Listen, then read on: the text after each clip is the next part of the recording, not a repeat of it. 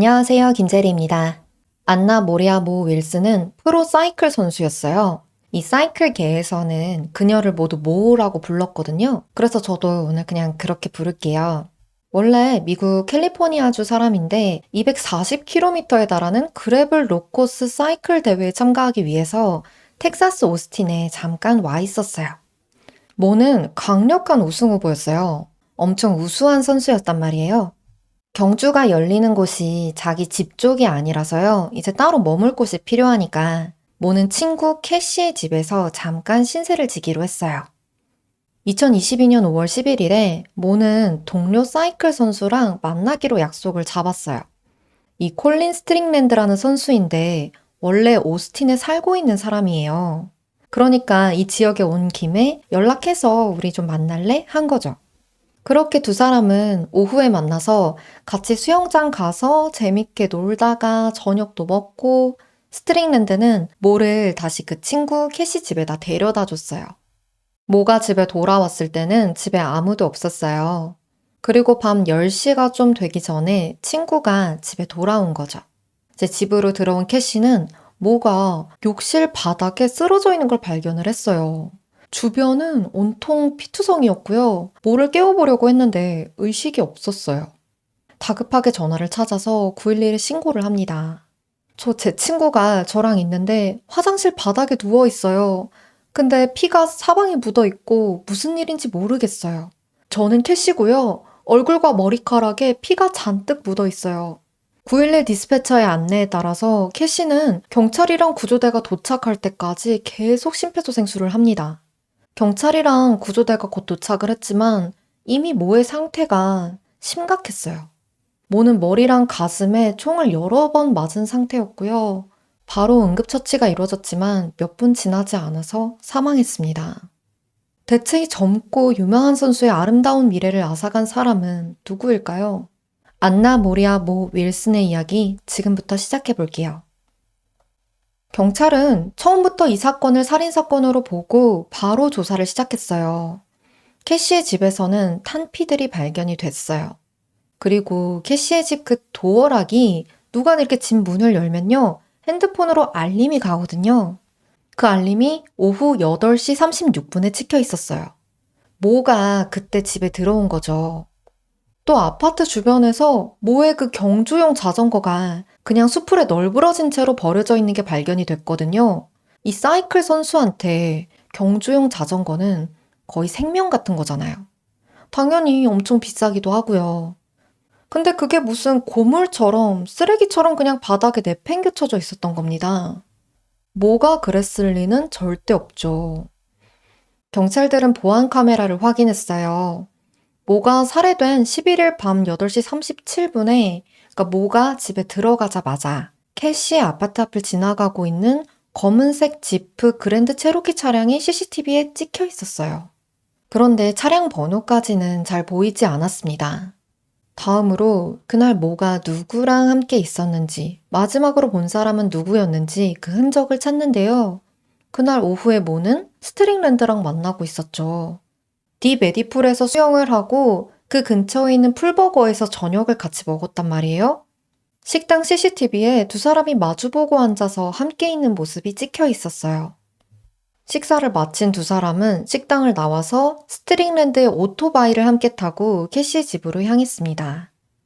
지금까지 밝혀진 사항들만 보면 모가 마지막으로 같이 있었던 건 스트링랜드예요. 다음날 아침에 경찰이 바로 스트링랜드의 집으로 향합니다. 경찰이 안나 모를 아시나요? 라고 물었더니요. 흔쾌히 안다고 하질 않아요.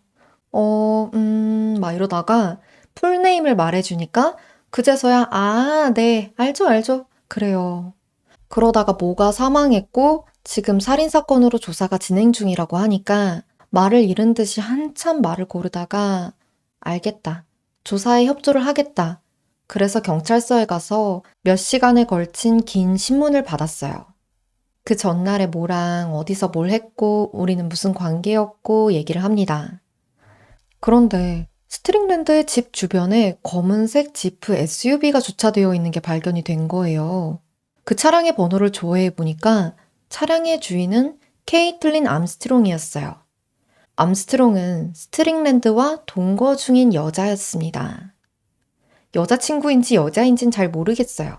여러분들도 오늘 이야기 들어보시면서 한번 판단해 보세요. 스트링랜드는 금방 용의선상에서 제외가 됐어요. 모가 살해된 것으로 추정되는 시간에 다른 사람이랑 아예 전화 통화를 하고 있었다는 사실이 밝혀졌거든요. 지금 잘 나가는 프로사이클 선수 둘이 바람을 피운 건지 뭔지 아무튼 삼각관계에 있었고 지금 한 명은 살해당했잖아요. 언론은 난리가 났어요. 세 사람의 러브 트라이앵글에 대해서 엄청난 관심이 모였고요. 결국 스트링랜드는 해명을 하려고 성명을 발표를 했어요. 내용을 간단히 좀 말씀드리자면요. 우선 모의 죽음에 너무나도 큰 고통과 슬픔을 느끼고 가족들과 친구들의 상실을 감히 상상도 할 수 없다. 나는 경찰 조사에 적극적으로 참여했고 정의가 실현되는 날까지 앞으로도 그럴 것이다.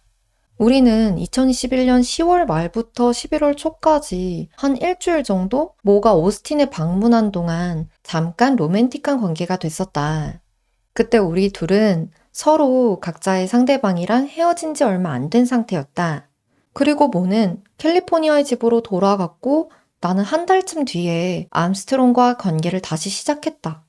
나와 모는 그 이후로는 벤튼빌, AR, 스틸워터, 몬테레이 등 여러 사이클 대회에서 마주치긴 했지만 그냥 공적인 관계였다. 우리는 짧게 만난 그 일주일의 관계 이후로는 로맨틱한 관계는 전혀 아니었고 그저 플라토닉하고 프로페셔널한 관계였다. 누구를 속이고 바람을 피우고 그럴 생각은 전혀 없었다.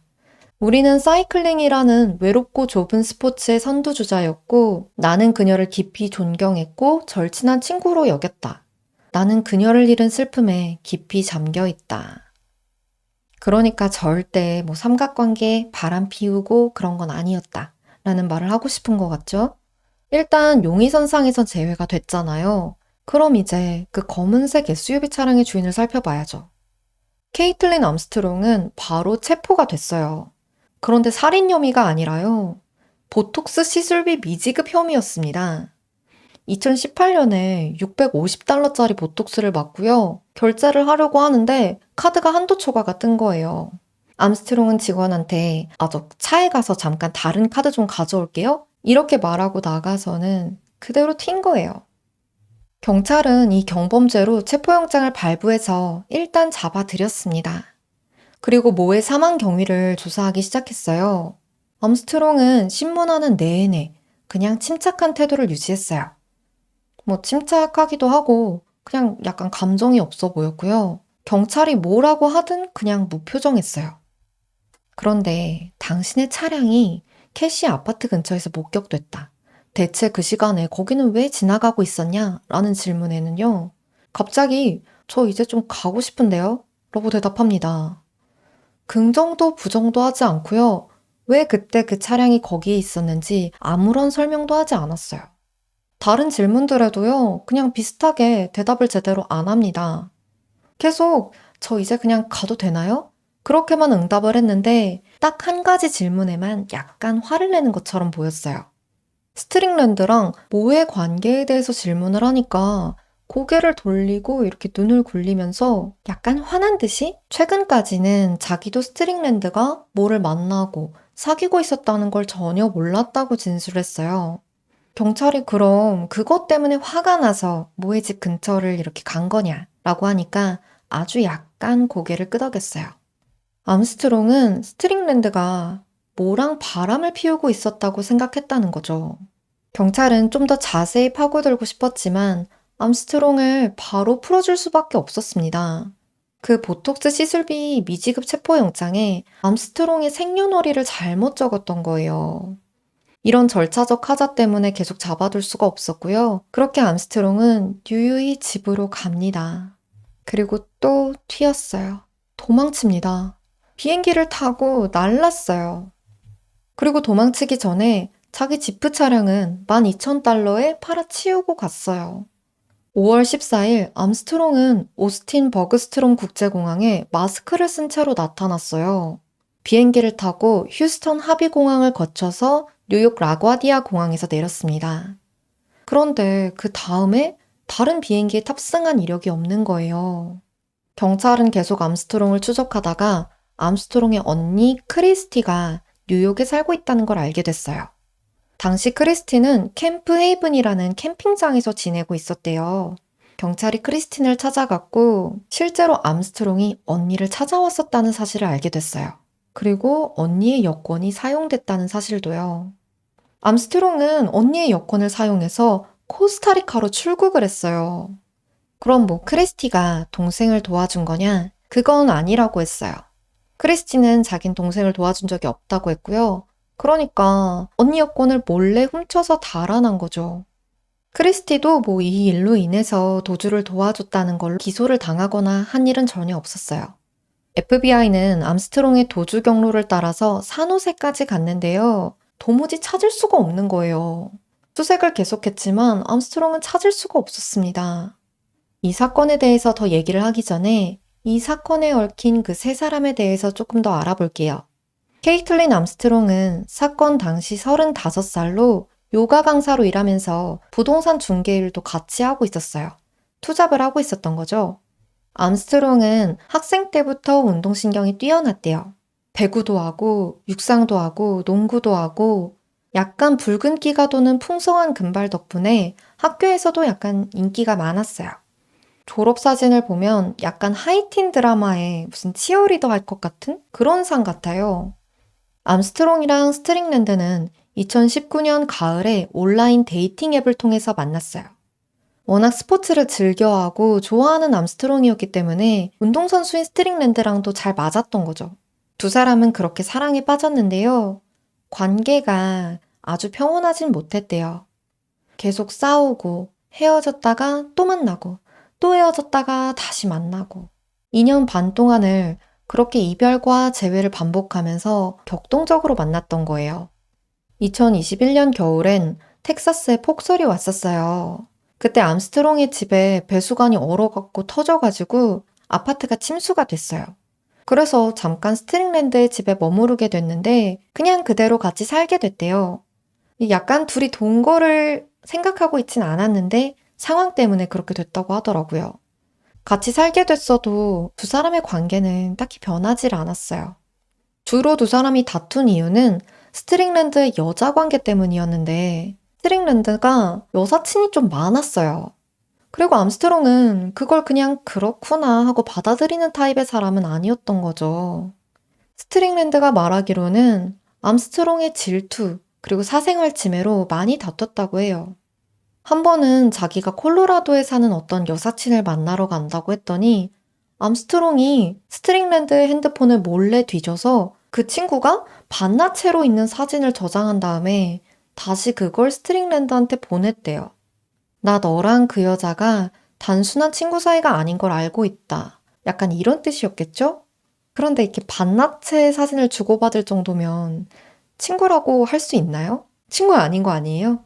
그런데 스트링랜드는 자기는 그 여성과는 전혀 그런 낭만적인 관계가 아니고 육체적인 관계도 없었다고 했어요. 아무 사이도 아니라고.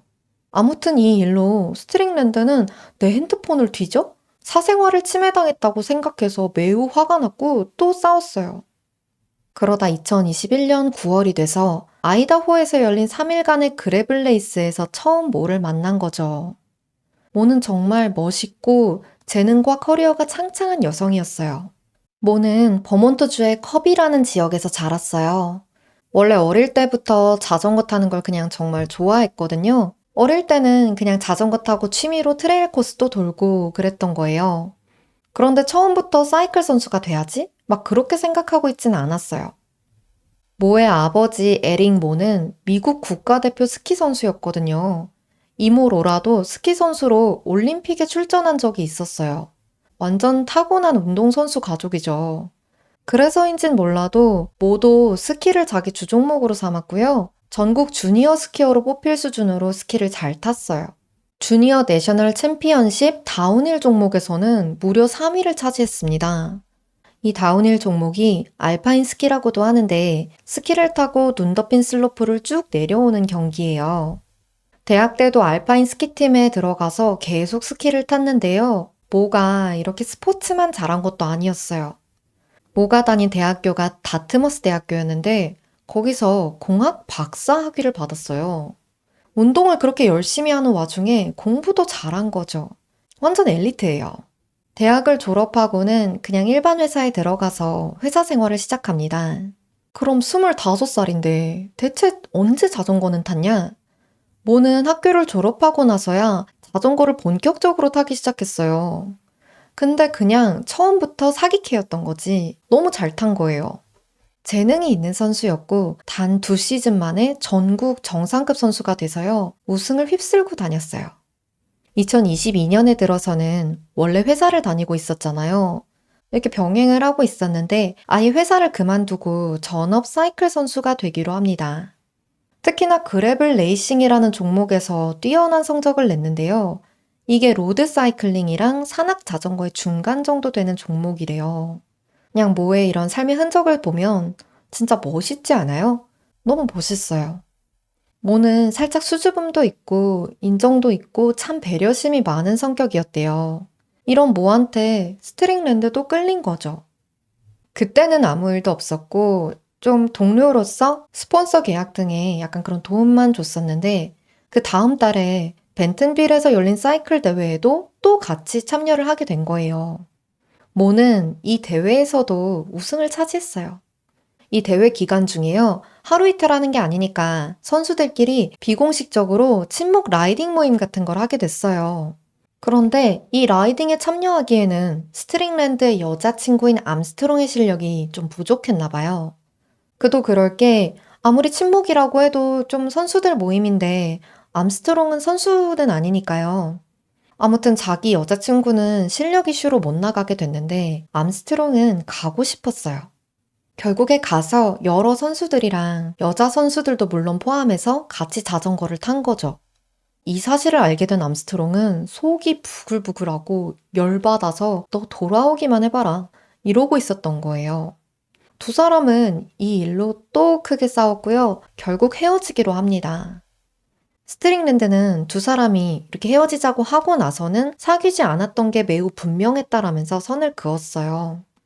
이제 이별을 하고 나서 스트링랜드는 나 헤어졌어 라고 모에게 문자를 보냈죠. 그리고 모랑 좋은 관계로 발전을 하게 된 겁니다. 모가 스트링랜드가 살고 있는 오스틴에 온 적도 있었고요. 같이 훈련을 하러 마르파라는 지역으로 가기도 했대요. 하지만 더 진지한 관계로 발전하진 못했다고 해요. 짧게만 만나고 그냥 친구로 남기로 했고 연락만 쫌쫌따리 계속했던 거죠. 스트링랜드는 암스트롱이랑 관계가 끝났다곤 했지만 계속 같은 집에 살았어요. 하지만 각자 별도의 방을 썼고 헤어졌던 기간 동안에는 암스트롱이 다른 남성들이랑 데이트를 하기도 했다라고 하더라고요. 스트링랜드가 한 번은 그냥 좀 집에서 나가달라고도 했다고 합니다. 하지만 암스트롱의 집이 아직 수리 중이었는지 당장 나갈 수 있는 상황은 아니었고 결국 스트링랜드도 좀 칼같이 나가라고도 못했어요. 그렇게 이 관계는 끝이 나질 않습니다. 흐지부지 있다가 그냥 다시 또 만나기로 했던 거죠. 이 끊임없는 굴레는 계속된 겁니다. 솔직히 같은 집에 살면서 헤어졌다 만났다 반복하면 그게 정말 헤어진 사이라고 할 수 있을까요? 이런 상황에 있는 암스트롱의 눈에 정기적으로 연락을 하는 모가 어떻게 보였을까요? 아주 눈엣 가시였겠죠. 모가 아무런 감정이 없었다고 하더라도 그냥 그 존재 자체가 거슬렸던 거예요. 한 번은 암스트롱이 모한테 전화를 걸어서 따집니다. 내 남자한테서 떨어지라고. 이때 둘은 일면식도 없는 사이였어요. 모는 얼마나 당황스러웠겠어요. 스트링랜드도 이 일로 자기가 불안감을 느꼈다라고 했어요. 또 한 번은 대회에 나갔는데 또 이 두 명이 겹치게 된 거죠. 그래서 한 22명이 넘는 선수들이랑 단체 사진을 찍었어요. 그리고 이걸 인스타그램에 올렸는데 그걸 보고 암스트롱이 모한테 내 사랑을 전해줘? 라고 보냈어요. 견제를 한 거죠, 계속. 암스트롱은 만나는 동안 스트링랜드의 계좌, 이메일, 인스타그램의 비밀번호를 다 알고 있었다고 해요. 아무튼 지금 암스트롱이랑 스트링랜드는 다시 만나고 모는 아무 관계가 없어졌고 하지만 두 사람은 훈련이든 대회든 계속 만나게 됐고요. 연락도 조금씩 했어요. 2022년 5월 9일 스트링랜드는 암스트롱과 함께 애리조나에서 훈련을 마치고 오스틴에 있는 집으로 돌아왔어요. 그리고 그 다음날 텍사스 하이코에서 열리는 그레블 로코스에 참여하기로 했던 모는 그 근처인 오스틴으로 향했고요. 공항에서 자기를 기다리고 있었던 친구 캐시를 만났습니다. 너무 반가워서 서로 막 얘기를 나누다가 깜빡하고 모의 여행 가방도 공항에 두고 그냥 갔었대요. 같이 파트리지스라는 이탈리아 푸드트럭에서 저녁을 먹고요. 캐시의 집으로 가서 침대에 누워서 늦게까지 얘기를 나눕니다. 그동안 살았던 얘기, 연애 얘기, 시간 가는 줄 몰랐죠. 그리고 모가 오스틴에 살고 있는 스트링랜드한테 연락을 한 겁니다. 자기가 지금 오스틴에 있다고요. 정말 가볍게 연락했어요. 헤이 헤이, 나 지금 오스틴에 있어. 이렇게요. 그리고 다음날 아침에 모는 스트링랜드한테 오늘 밤에 시간 있어? 라고 문자를 보냅니다. 스트링랜드가 우리 수영하러 갈래? 수영하고 같이 음료수 마실까? 라고 답장했고요. 모가 좋은 생각이야 하면서 두 사람은 그날 만나기로 한 겁니다. 정오가 좀 지나서 모는 개인적으로 라이딩을 했고요. 스트링랜드는 암스트롱이랑 다른 친구랑 이렇게 셋이서 3시간 정도 사이클을 탔어요. 암스트롱은 그 라이딩도 좀 버거워서 30분 정도 만에 포기하고 혼자 이제 집으로 갔다고 해요. 라이딩이 다 끝나고 스트링랜드가 오토바이를 몰고 모를 데리러 갔고요. 함께 딥에디 수영장으로 향했어요. 우리는 두 사람이 그날 무슨 대화를 나누는지까지는 알 수가 없습니다. 수영하고 밥 먹고 다시 오토바이로 모를 데려다 줬었죠? 집에 들어가기 전에 두 사람은 짧은 포옹을 하고 하이코에서 다시 만나기로 합니다.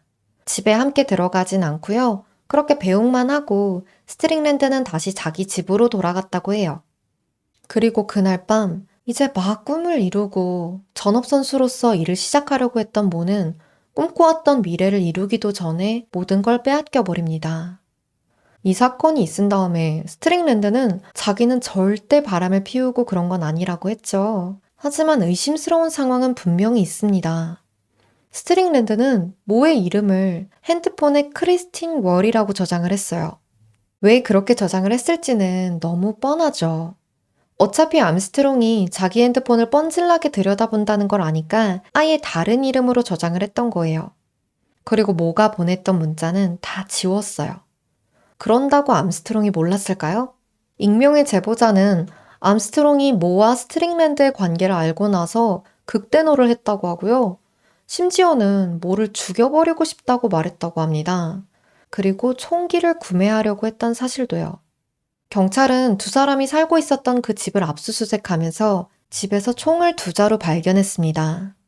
그런데 알고 보니까 이 총은요, 스트링랜드가 2021년 12월에 자기가 직접 산 총이라는 게 밝혀졌어요. 왜 그 시기에 총을 2자루를 샀냐라고 하니까 암스트롱이 도로에서 일어나는 묻지마 사건 같은데 두려움을 많이 느끼고 있었고 또 혼자서 숲속 같은 데서 자전거를 탈 일이 많았고 집 근처에 노숙자가 많았기 때문에 호신용으로 총을 산 거다라고 했어요. 어쨌든 그 총으로 인해서 한 선수가 목숨을 잃은 거예요. 이 이후로 자전거 회사, 의류 브랜드, 자전거 부품 브랜드 이런 주요 스폰서들이 스트링랜드와의 후원 계약을 줄줄이 해지했어요. 수풀에서 버려진 채 발견됐었던 모의 자전거에서는 암스트롱의 DNA가 발견이 됐어요. 5월 18일에 체포영장이 발부됐지만 처음에 말씀드렸다시피 암스트롱은 언니의 여권을 사용해서 뉴워크 공항을 통해 코스타리카로 도망간 후였습니다. FBI가 끈질기게 추적을 했어요.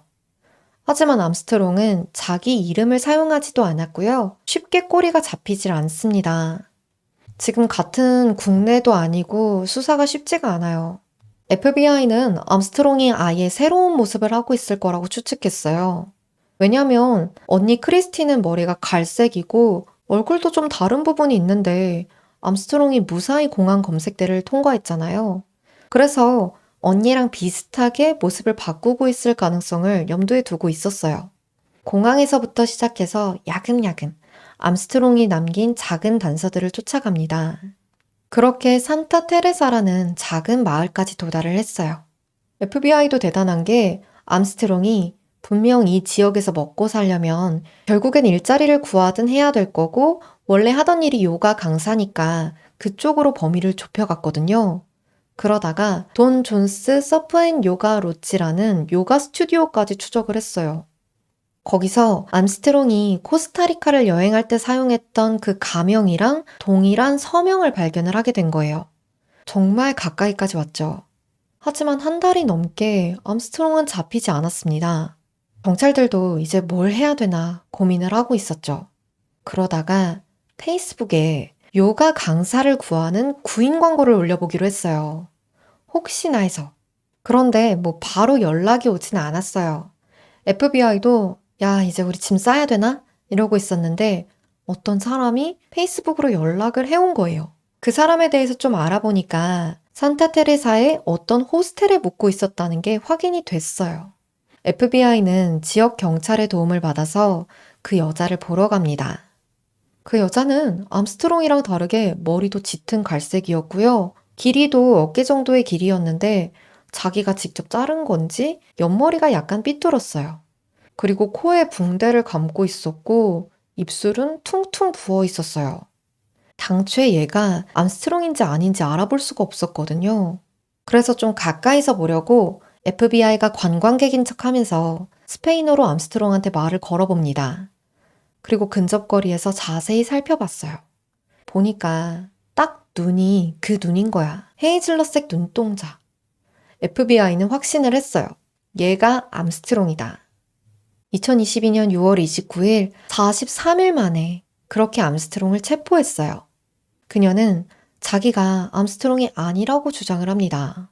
코도 지금 서핑하다 다쳐서 그런 거다 라고 했지만 경찰은 암스트롱이 머물고 있었던 그 호스텔 방에서요. 성형수술을 받은 그 영수증을 발견을 했어요. 영수증의 이름은 앨리슨 페이지라는 이름으로 되어 있었어요. 산호세에서 수술을 받고 아예 다른 사람으로 인생을 살려고 했던 거죠. 하지만 소지품에서 암스트롱 본인이랑 언니 크리스티의 여권이 발견됐고요. 결국 본인이 맞다고 인정을 합니다.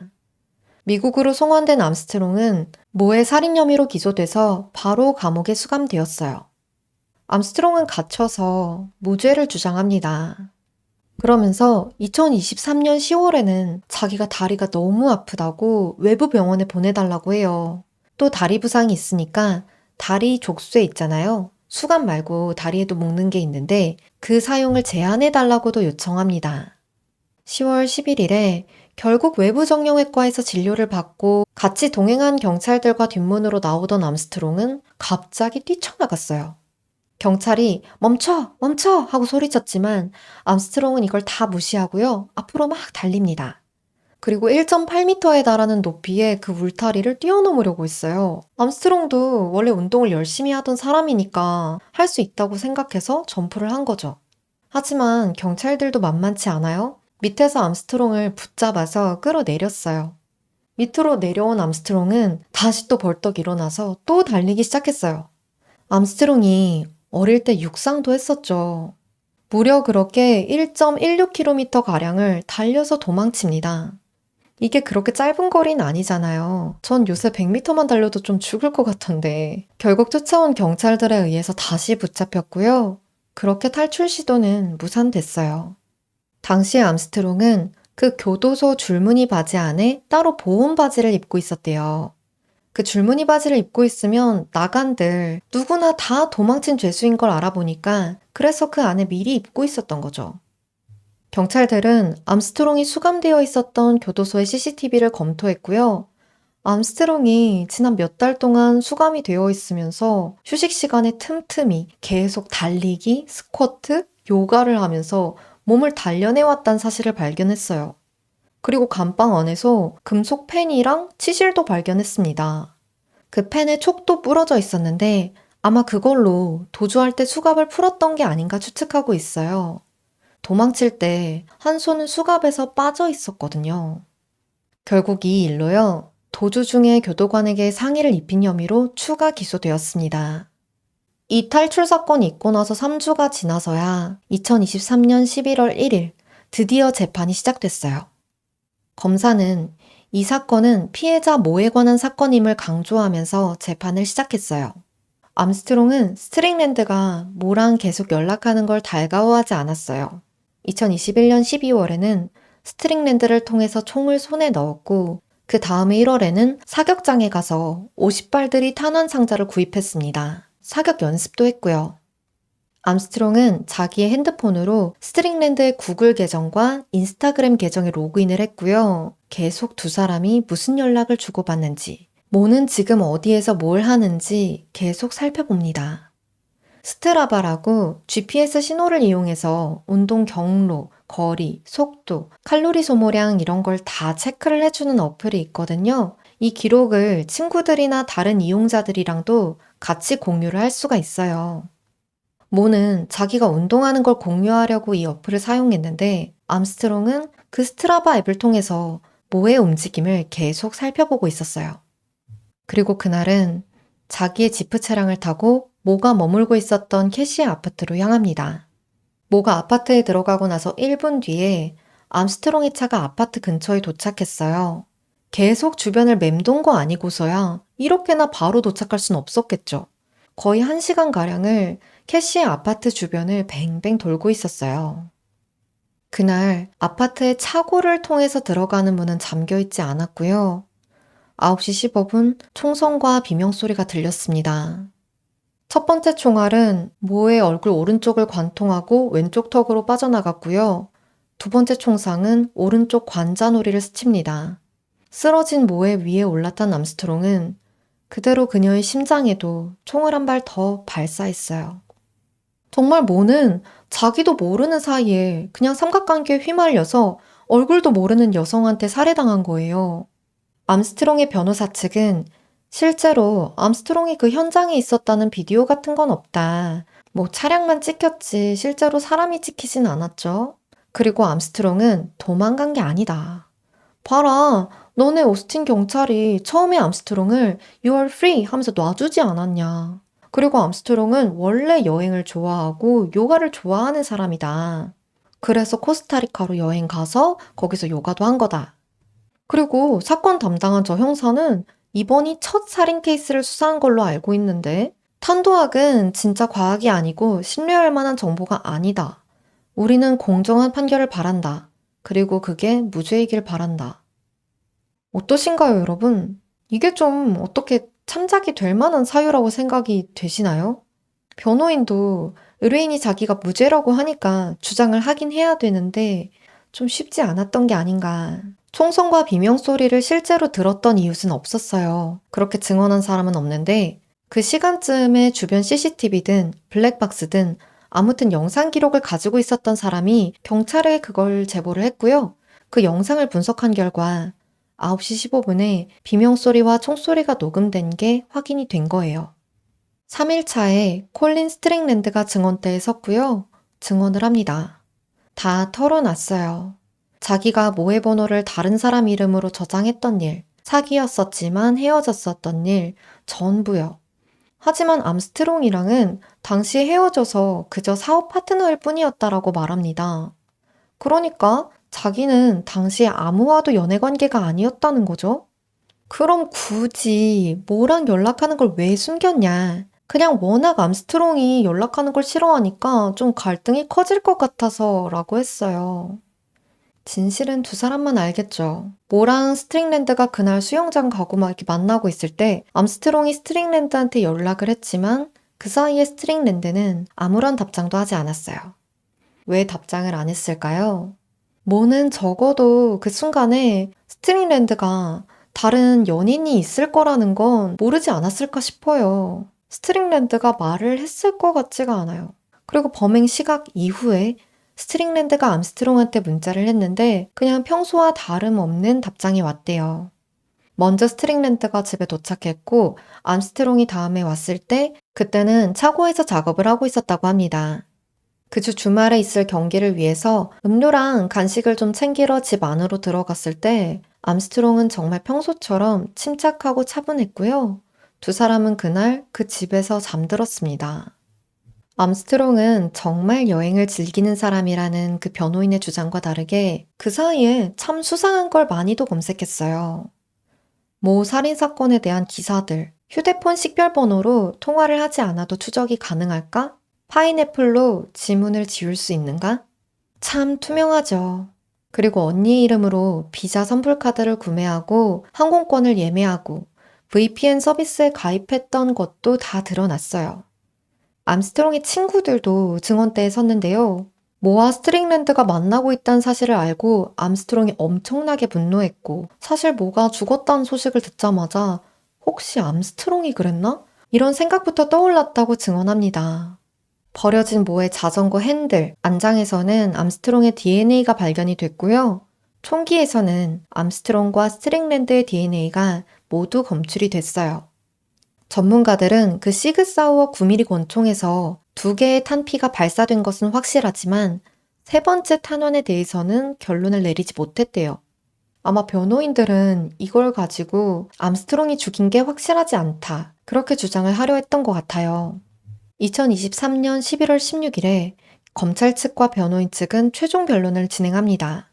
검찰은 암스트롱의 행동, 디지털 기록들, 질투심에 의한 범행 동기를 강조하면서 상식과 논리로 증거를 봐달라고 배심원들한테 호소했고요. 변호인은 스트링랜드는 신뢰할 수 없는 인물이고 암스트롱은 평소에 사이코킬러 같은 행동을 보인 적이 없다고 주장을 했어요. 배심원단은 2시간의 짧은 심의 끝에 케이틀린 암스트롱이 유죄라고 판단합니다. 암스트롱은 1급 살인 혐의로 징역 90년과 1만 달러의 벌금을 선고받았어요. 30년 후에 가석방 신청이 가능하긴 하지만 부디 그런 일은 없길 바랍니다. 모의 가족들, 친구들은 서로를 껴안고 눈물을 흘렸고요. 정의가 실현됐다고 모든 도움에 감사를 표한다면서 언론의 입장을 밝혔어요. 그날 모에게 수백 번이 넘는 심장 압박을 실시한 친구 캐시는요, 판결이 날 때에도 계속 같은 집에 살고 있었어요. 평생 매일 그 날을 잊을 수 없을 거라면서 PTSD와 공황장애로 고통받고 있다고 밝힙니다. 그 전날 공항에서 마치 슬로우 모션처럼 달려와서 포옹하던 모, 밤새도록 킬킬거리며 웃었던 그 순간들, 그리고 모의 어머니한테 사진을 보내면서 모는 오스틴에서 안전하게 지내고 있어요? 라고 자기 손으로 보낸 메시지들을 결코 잊지 못할 거라고요. 그날 밤을 몇 번이나 다시 떠올렸는지, 내가 그날 모를 지키기 위해서 할 수 있는 다른 일은 없었는지 수없이 고민했다고 합니다. 모의 어머니 캐런 윌슨은 모가 번개치던 날 태어났고 딸의 삶의 방식 또한 그랬다고 말하면서 모가 얼마나 최선을 다해 살았고 학교, 스키, 사이클을 오가면서 성실하게 살아왔는지에 대해서 얘기를 했어요. 또 나는 그 총알을 막기 위해서라면 무엇이든 했을 것이라면서 눈물을 흘렸습니다. 가족들이 잃은 것은 그 무엇으로도 보상받을 수 없는 정말 너무나도 큰 상실이죠. 2024년 5월 6일에 모의 가족은 암스트롱을 상대로 100만 달러의 손해배상을 청구하는 민사소송을 제기했어요. 장례비와 딸의 죽음으로 인해 가족들이 입은 정서적 고통, 괴로움에 대한 배상을 다 포함한 소송이었어요. 그리고 2024년 6월 17일 판사는 암스트롱에게 윌슨 가족에게 1,500만 달러를 지불할 것을 명령했어요. 솔직히 암스트롱이 이렇게 많은 돈을 가지고 있는 사람도 아니고요. 감옥에 갇혀 있으니까 지불할 능력도 없어요. 하지만 모의 가족 대리인은 암스트롱이 미래에 혹시나 이 범죄를 가지고 책이나 영화 같은 계약으로 이득을 취할 수 없도록 하기 위한 소송이라면서 혹시라도 이 범죄로 인한 재정적 이익을 얻을 기회가 생기더라도 이 판결에 따라서 책정된 1,500만 달러의 금액까지는 전혀 금전적인 이득을 취할 수 없을 것이라고 밝혔어요. 가족의 가장 큰 목적은 그거였던 거죠. 그런데 아직 더 남았습니다.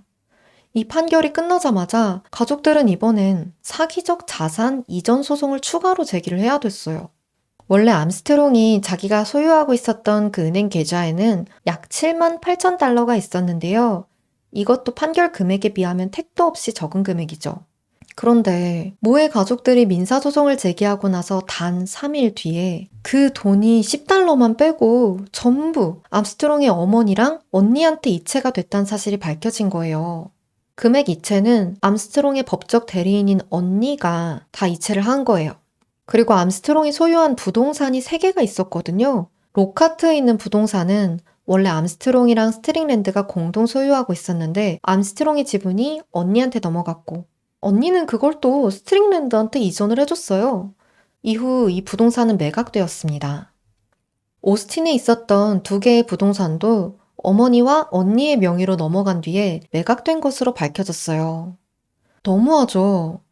자기 가족이 그런 범죄를 저질렀으면 진짜 피해자의 가족들 볼 면목이 없었으면 없었지. 어떻게 그 남은 돈들까지 다 빼돌려서 안 줄 생각을 해요.